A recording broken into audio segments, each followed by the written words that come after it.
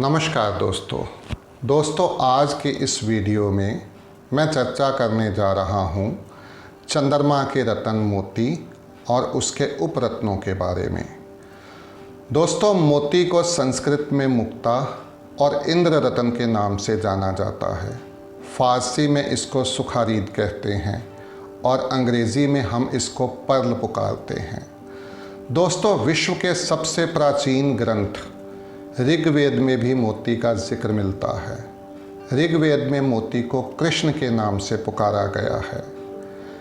दोस्तों, भारत में प्राचीन काल में हीरे के बाद मोती सबसे लोकप्रिय रत्न रहा है। प्राचीन ज्योतिष और जेमोलॉजी की बुक्स में कुछ दुर्लभ प्रकार के मोतियों का जिक्र मिलता है, जिसके बारे में मैं यहाँ आपको बताना चाहूँगा। प्राचीन काल में सर्वश्रेष्ठ प्रकार का जो मोती है उसे गजमुक्ता मोती कहते थे। गजमुक्ता मोती जो है वो अपने नाम के अनुरूप गज यानी हाथी के माथे में से प्राप्त होता था, लेकिन किसी भी साधारण हाथी के माथे से गजमुक्ता मोती नहीं निकलता था, बल्कि जिस हाथी का जन्म पुष्य नक्षत्र में रविवार या सोमवार के दिन उत्तरायण काल में होता था, केवल उसी हाथी के मस्तक में से गजमुक्ता मोती निकलता था। इसी प्रकार वासुकी नामक सर्प के माथे में से सर्पमुक्ता नामक मोती निकलता था, ऐसा बताया गया है। मीनमुक्ता मोती मछली के पेट में से निकलता था और पंचमुक्ता नामक मोती बांस के पेड़ से प्राप्त होता था। आकाश मुक्ता और मेघ मुक्ता नामक मोती बरसात के दिनों में जब आकाश में काले बादल आते थे और बरसात होती थी तो कभी कभी आकाश से गिरते थे और भाग्यवान लोगों को प्राप्त होते थे, ऐसा बताया जाता है। इसी प्रकार समुद्र के अंदर पांचजन्य नामक शंख के अंदर से शंख मुक्ता नामक दुर्लभ मोती प्राप्त होता था। इसी प्रकार शुक्र मुक्ता नामक मोती शुक्र के शरीर के अंदर से मिलता था और समुद्र में मिलने वाली सीप के अंदर से सीप मुक्ता नामक मोती मिलता था, जो कि आज भी मिलता है। दोस्तों, सीप में से मिलने वाला मोती, जिसको सीप मुक्ता कहते हैं, ये विश्व के लगभग सभी समुद्रों में पाया जाता है, लेकिन बसरा के पास समुद्र में पाया जाने वाला मोती जो है ये सबसे बढ़िया किस्म का माना जाता है।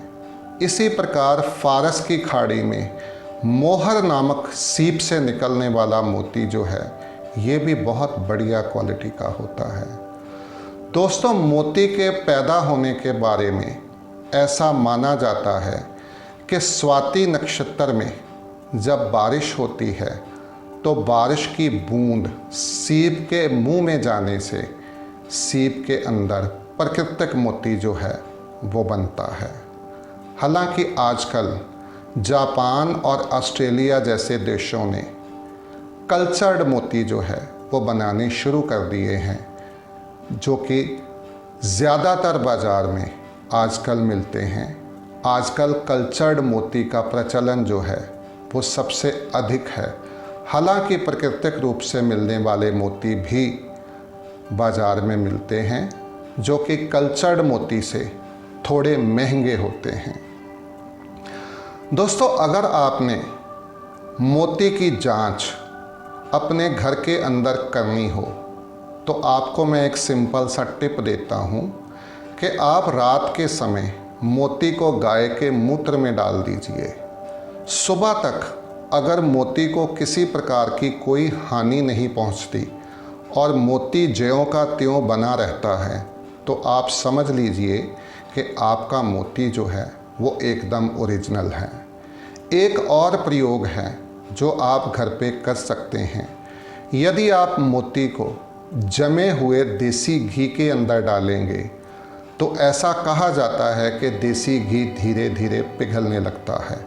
अगर ऐसा हो तो आप समझ लीजिए कि आपका मोती जो है वो प्राकृतिक है। दोस्तों, मोती की जो तासीर है ये ठंडी होती है और इसमें 90% कैल्शियम या चूना पाया जाता है। दोस्तों, इसीलिए मोती का प्रयोग जो है वो आयुर्वेद में भी किया जाता है। मोती भस्म के रूप में मोती को आयुर्वेदिक दवाइयों में यूज़ किया जाता है। मुक्त पंच अमृत नामक दवाई जो है इसका प्रयोग आयुर्वेद में बहुत ज़्यादा होता है। दोस्तों, मोती के बारे में अब मैं आपको बताने जा रहा हूँ कि मार्केट में कौन कौन से मोती अवेलेबल हैं और कौन कौन से मोती के उपरतन जो हैं वो अवेलेबल हैं, जिससे कि आपको पता चल सके कि आपने क्या ख़रीदा है या आपको क्या नहीं खरीदना चाहिए। दोस्तों, सबसे पहले मैं आपको दिखाना चाहूँगा ये मोती। दोस्तों, जैसा कि मैंने कहा, ये मोती बसरे का मोती है। ये मोती हल्का पीलापन लिए हुए होता है और इसकी चमक बहुत अच्छी होती है। ये मोती बाज़ार में ढूंढने पर मिलता है और सबसे अधिक कीमत जो है वो इसी मोती की बाज़ार में मांगी जाती है। बसरे के मोती के बाद दोस्तों मैं आपको दिखाना चाहूँगा ये मोती। ये मोती जो है दोस्तों ये वाइट कलर का है। इसकी चमक बहुत अच्छी होती है, राउंड शेप का होता है और इसको साउथ सी के मोती के नाम से जाना जाता है। ये भी नेचुरल मोती है दोस्तों, और बसरे के मोती के बाद सबसे महंगा मोती यही है। ढूंढने पर ये भी बाज़ार में आपको मिल जाएगा। आप इसको पहन सकते हैं और ये बहुत अच्छे रिज़ल्ट जो है वो देता है। तीसरे नंबर पे दोस्तों मैं आपको दिखाना चाहूँगा कल्चर्ड मोती, जो कि मार्केट में 95% चलता है। ये ज़्यादा कीमत का मोती नहीं है। राउंड शेप में भी मिलता है, ओवल शेप में भी मिलता है, अच्छी चमक में आता है, डल में भी आता है। ये आपके ऊपर है कि आप इसकी पहचान कैसे करते हैं और बढ़िया से बढ़िया मोती आप कैसे खरीदते हैं। तो दोस्तों, इस मोती को खरीदते समय इस बात का ध्यान रखें कि इस मोती का जो सरफेस है वो चमकदार होना चाहिए और मुलायम होना चाहिए। ज़्यादा कीमत का नहीं है, इसलिए हर व्यक्ति इसको खरीद सकता है और पहन सकता है। पहने जाने पर ये अच्छे रिज़ल्ट देगा, ये मेरी गारंटी है। अब दोस्तों मैं आपको जो मोती दिखाने जा रहा हूँ इसको चाइना गोली बोलते हैं। दोस्तों ये ओरिजिनल मोती नहीं है, ये इमिटेशन स्टोन है, आर्टिफिशियल स्टोन है, या आप इसको सिंथेटिक मोती जो है वो बोल सकते हैं। ये देखने पर एकदम से साउथ सी के मोती जैसा लगता है, लेकिन ये ओरिजिनल नहीं है। साउथ सी के मोती के स्थान पर इसको बहुत ज़्यादा बेचा जाता है और ज़्यादातर लोग साउथ सी के मोती की जगह इस मोती को परचेज़ कर लेते हैं, जिससे कि उनको किसी प्रकार का कोई लाभ नहीं मिलता। दोस्तों इसके बाद मैं अब बात करने जा रहा हूँ मोती के उपरत्नों के बारे में।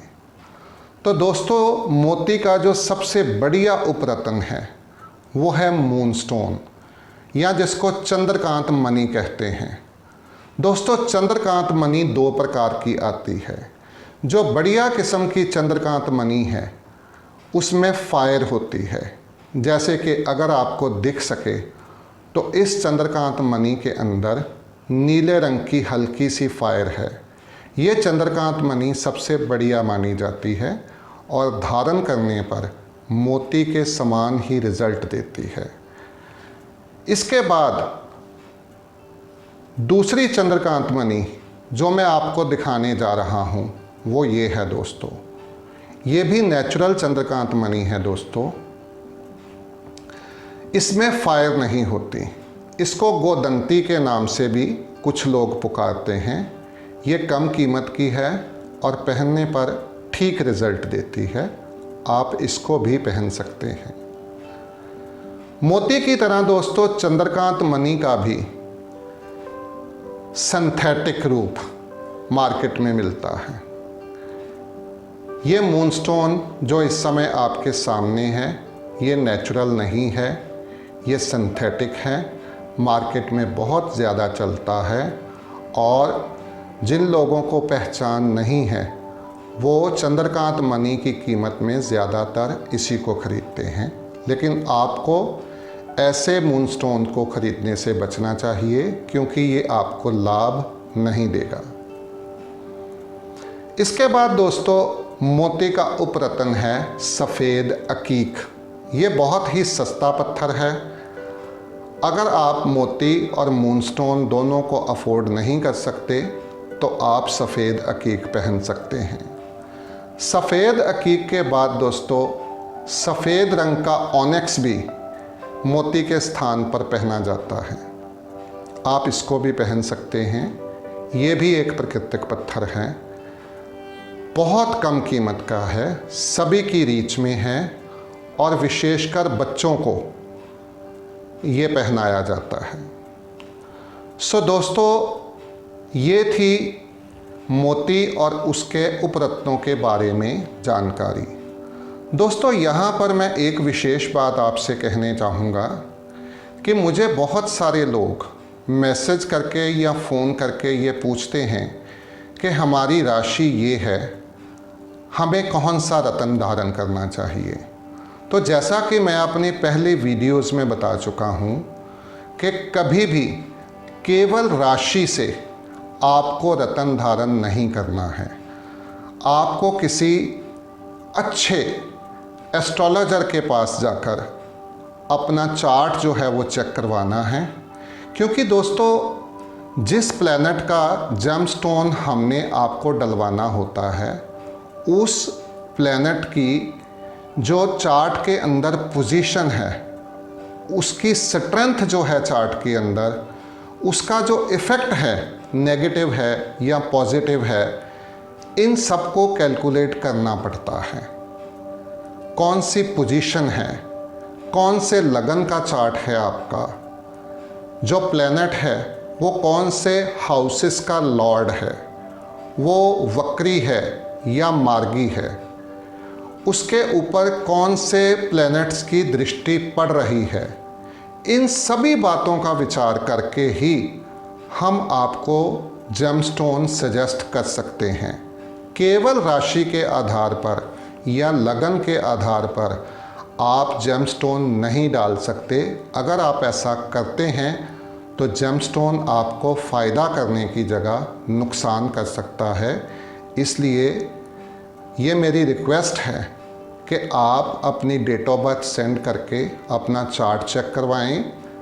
फिर आपको बताया जाएगा कि आपको कौन सा जेमस्टोन डालना चाहिए, कितने वेट का जेमस्टोन डालना है, ये आपके बॉडी वेट के ऊपर और प्लैनेट कितने डिग्री पर है, वो अस्त है या उदय है, बाल अवस्था में है, युवा अवस्था में है, वृद्ध अवस्था में है, मृत अवस्था में है, किस अवस्था में है, इन सभी का विचार करके आपको बताया जाएगा कि आपने कौन सा स्टोन डालना है, कितने वजन का डालना है, कब डालना है, कैसे उसको शुद्ध करना है।